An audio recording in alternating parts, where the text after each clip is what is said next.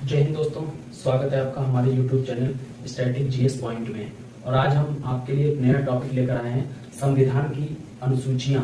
हमारे संविधान में 12 अनुसूचियां हैं वर्तमान में, और जब संविधान लागू हुआ था तब 8 अनुसूचियां थी, और प्रेजेंट में वर्तमान में 12 अनुसूचियां हैं। तो हम आपको एक एक करके सारी अनुसूचियों के बारे में लिखाएंगे और बताएंगे कि फिर 9वीं अनुसूची, 10वीं अनुसूची, 11वीं और 12वीं अनुसूची कब जोड़ी गई, किस उद्देश्य से जोड़ी गई। तो इसकी तमाम जानकारी हम इस वीडियो के माध्यम से सीखने का प्रयास करेंगे। चलिए शुरू करते हैं। संविधान की जो पहली अनुसूची है, पहली अनुसूची में सब देखिए, मैं आपको बहुत ही आसान ट्रिक से इन चीजों को याद कराने का पूरा प्रयास करूंगा, और मैं चाहूंगा कि आप लोग इसको नोट भी करें। जो भी अगर इम्पोर्टेंट आपको लगता हो तो आप उसको जरूर नोट करें, और मैं एक एक अनुसूची पूरी इस क्लास में याद कराने का पूरा प्रयास करूंगा। तो आप लोग निश्चिंत होकर कान में लीड लगाइए, ईयरफोन जो भी है, ब्लूटूथ वगैरह लगा के आराम से बैठकर पूरी क्लास को देखिए ध्यान से। चलिए शुरू करते हैं। पहली अनुसूची, पहली अनुसूची में संघ, राज्य व केंद्र शासित केंद्र राज्यों के बारे में बताया गया। जो हमारी पहली अनुसूची है, संविधान की पहली अनुसूची हो, पहला भाग हो या फिर पहला अनुच्छेद हो, वो सभी क्या करते हैं कि संघ राज्य व केंद्र राज्यों के, मतलब संघ के राज्य, संघ मतलब जो राज्य हैं हमारे, और जो केंद्र राज्य हैं, संघ शासित प्रदेश हैं, और जो राज्य हैं, इनके बारे में पहली अनुसूची में विस्तृत बताया गया है। वर्तमान में भारत में 28 राज्य हैं और 8 संघ शासित केंद्र शासित प्रदेश हैं। कितने? 28 राज्य हैं, 28 स्टेट एंड 8 यूटी स्टेट। कितने हैं? 28 राज्य हैं और 8 केंद्र शासित प्रदेश हैं वर्तमान में भारत में। जो दूसरी अनुसूची है, देखिए दूसरी अनुसूची याद करने का सबसे सिंपल ट्रिक, इसमें क्या है, जो केंद्र के जितने भी पदाधिकारी हैं, हमारे भारत के जितने भी पदाधिकारी होते हैं, उन सबके वेतन के बारे में चर्चा की गई है दूसरी अनुसूची में। अब कोई भी अगर गवर्नमेंट की जॉब करना चाहेगा या प्राइवेट जॉब करेगा, कोई कैसी भी नौकरी करता है, तो वो क्या करेगा, पहले डिसाइड करता है कि हमें सैलरी कितनी मिलने वाली है। अगर आप कोई भी गवर्नमेंट नौकरी में जाएंगे, कोई भी नौकरी करेंगे, तो आप जरूर उसके बारे में पहले जानकारी लेंगे कि इसमें सैलरी कितनी मिलती है, हमें रुपया कितना मिलेगा, है ना। तो इसी अनुसूची में सबसे पहले वेतन के बारे में बताया गया है, वेतन कितना मिलेगा, है ना। भारत के विभिन्न पदाधिकारियों के वेतन के बारे में इसमें बताया गया है। तीसरी अनुसूची, जब आपका वेतन फिक्स हो जाएगा, याद करने का तरीका देखिए, जब आपका वेतन फिक्स हो जाएगा तब आप गवर्नमेंट नौकरी की उसकी क्या करेंगे, शपथ लेंगे। क्या लेंगे? शपथ। तो तीसरी में इसमें शपथ के बारे में चर्चाएं की गई हैं। देखिए पहली में संघ और राज्य क्षेत्र है, दूसरी में वेतन है, और तीसरी में शपथ के बारे में बताया गया है। ठीक है। चौथी अनुसूची जो है, ये राज्यसभा में स्थानों का आवंटन करता है। राज्यसभा में स्थानों का आवंटन, राज्यसभा में स्थानों का आवंटन है। चौथी अनुसूची में क्या है, राज्यसभा में स्थानों का आवंटन है। इसमें राज्य में कितने स्थानों के बारे में बताया गया, उनके क्षेत्रों को बांटा गया है। ठीक है। नेक्स्ट अनुसूची हमारी पांचवी अनुसूची में, इसमें अनुसूचित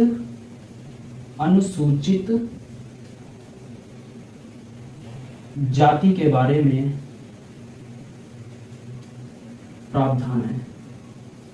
क्या है? इसमें अनुसूचित जाति के बारे में, जो पांचवी अनुसूची है, इसमें अनुसूचित जाति के बारे में प्रावधान किया गया है। और जो हमारी छठवीं अनुसूची है, इसमें देखिए, इसमें अनुसूचित जाति है, इसमें अनुसूचित जनजाति है।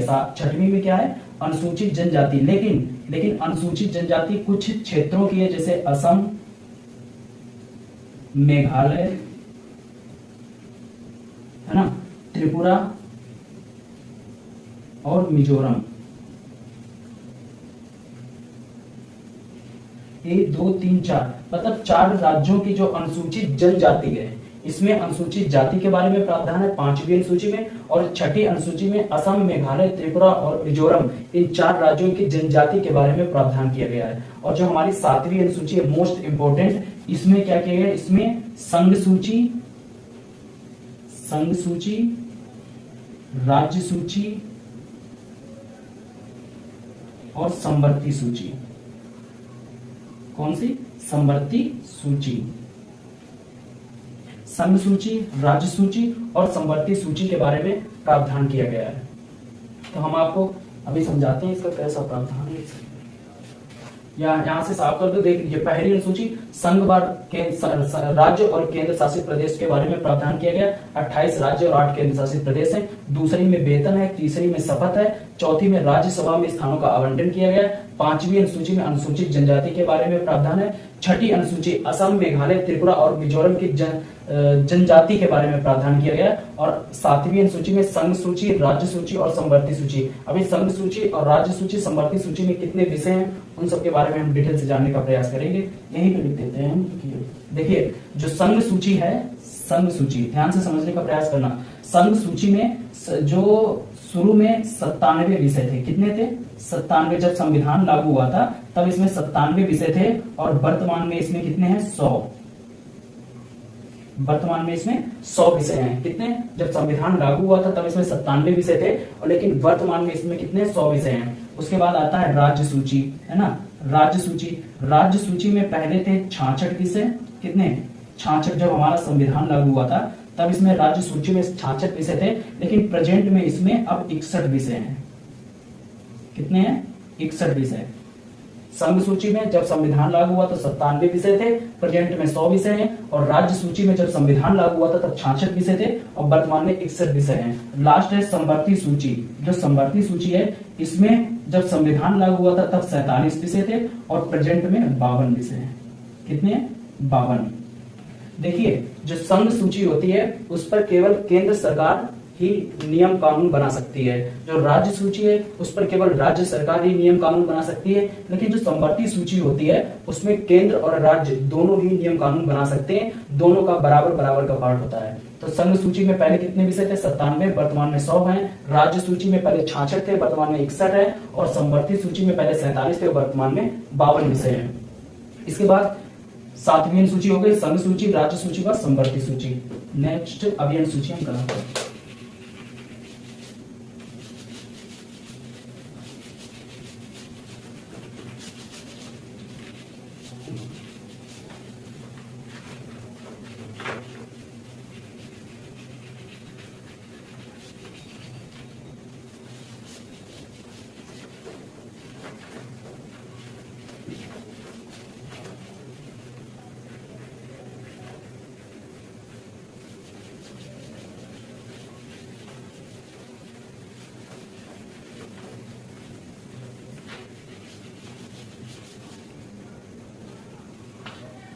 आई होप कि आप लोगों ने इसका स्क्रीनशॉट जरूर लिया होगा।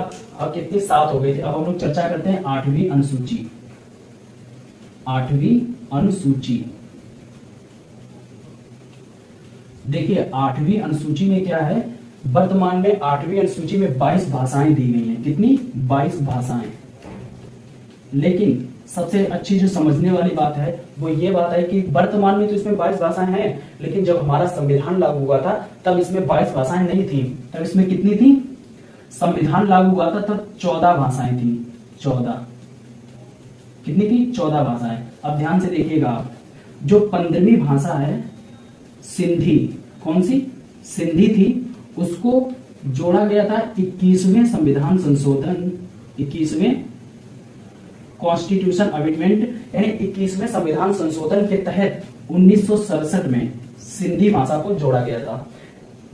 संविधान जब लागू हुआ कितनी भाषाएं थी? 14 भाषाएं थी। 15वीं भाषा सिंधी को 21वें संविधान संशोधन के तहत 1967 ईस्वी में जोड़ा गया था। फिर हमारे संविधान में कितनी? 15 भाषाएं हुई थी। उसके बाद फिर संविधान में संशोधन किया गया और उसके बाद 71वां संविधान संशोधन, 71वां संविधान संशोधन। जब 71वां संविधान संशोधन हुआ 1992 में, कब हुआ? 1992 में 71वां संविधान संशोधन हुआ। इसके तहत 3 भाषाएं जोड़ी गई। ट्रिक से आप याद कर लीजिए, नमक। क्या बोलेंगे? नमक। देखिए ना से होता है नेपाली, मा से होता है मणिपुरी और का से होता है कोंकणी।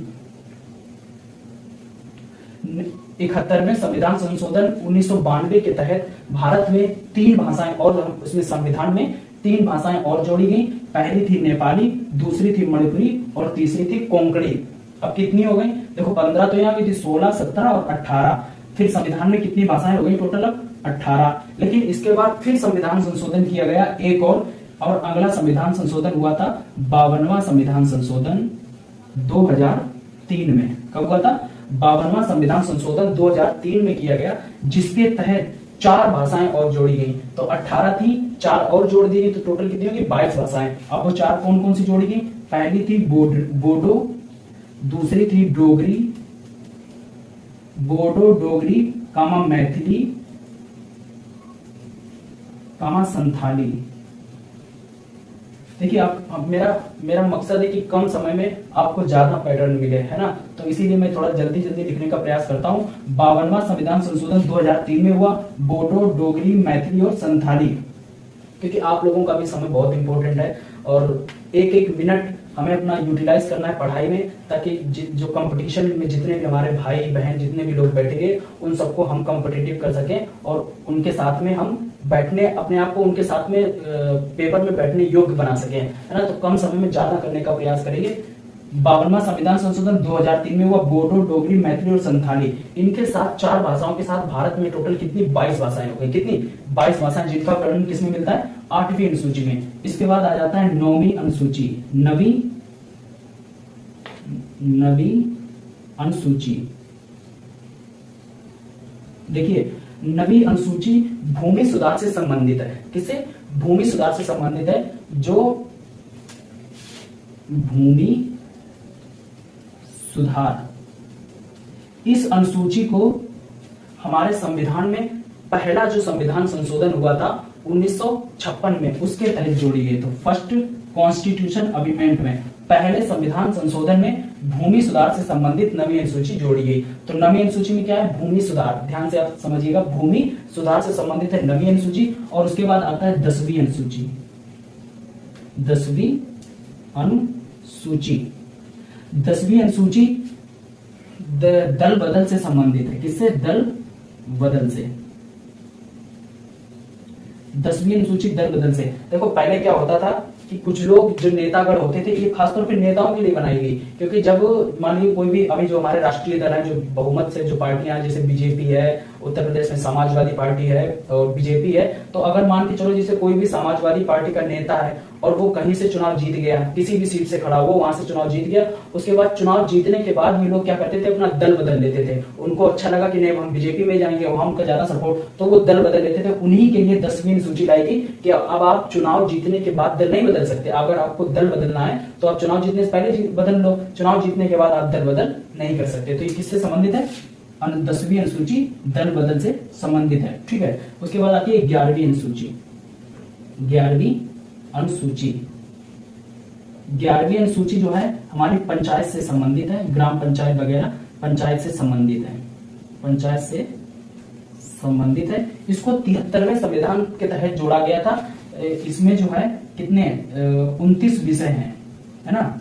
मतलब जो ग्राम प्रधान होता है ये पंचायत से संबंधित है, ग्राम पंचायत से 11वीं अनुसूची। तो जो हमारे ग्राम के जो ग्राम प्रधान होते हैं, कहीं पे मुखिया बोला जाता है, कहीं पे ग्राम प्रधान बोला जाता है, कहीं पे सरपंच बोला जाता है, तो उनको 29 विषय पे काम करना होता है। गांव में आपको सड़कें ठीक करानी, नालियां बनवानी, गांव में मेला होना चाहिए, बाजार लगनी चाहिए, तालाब की व्यवस्था होनी चाहिए, खेलने का मैदान होना चाहिए, ऐसे करके टोटल 29 विषय होते हैं। किस पे? 11वीं अनुसूची पंचायत में ग्राम प्रधान को 29 विषय पे कार्य करना होता है, जो कि 11वीं अनुसूची में दिया गया। और ये 73वें संविधान संशोधन के तहत 11वीं अनुसूची संविधान में जोड़ी गई। उसके बाद लास्ट आती है हमारी 12वीं अनुसूची। 12वीं अनुसूची जो 12वीं अनुसूची है वो नगर निगम से संबंधित है, नगर निकाय, है ना, नगर निकाय यानी नगर निगम लिख लो आप यहाँ पे, नगर निगम से संबंधित है, नगर पंचायत से संबंधित है, एक प्रकार से समझिएगा, नगर निगम या नगर पंचायत, है ना, इससे संबंधित है। और इसमें 18 विषय दिए गए। कितने? 18 विषय। यानी जो नगर में जो इसका नगर निगम का जो अध्यक्ष जो भी होता है, तो वो क्या करता है? 18 विषयों पे काम करता है। और ये 74वें संविधान संशोधन के तहत हमारे संविधान में जोड़ी गई। तो वर्तमान में संविधान में कितनी अनुसूचियां हैं? टोटल 12 अनुसूचियां हैं। और आपको मैंने एक एक करके समझाने का विधिवत प्रयास किया है। एक बार हम फिर रिवीजन कर लेते हैं। पहली अनुसूची में राज्य और केंद्र शासित प्रदेशों के बारे में बताया गया है। दूसरी अनुसूची हमारी जो है वो वेतन से संबंधित है।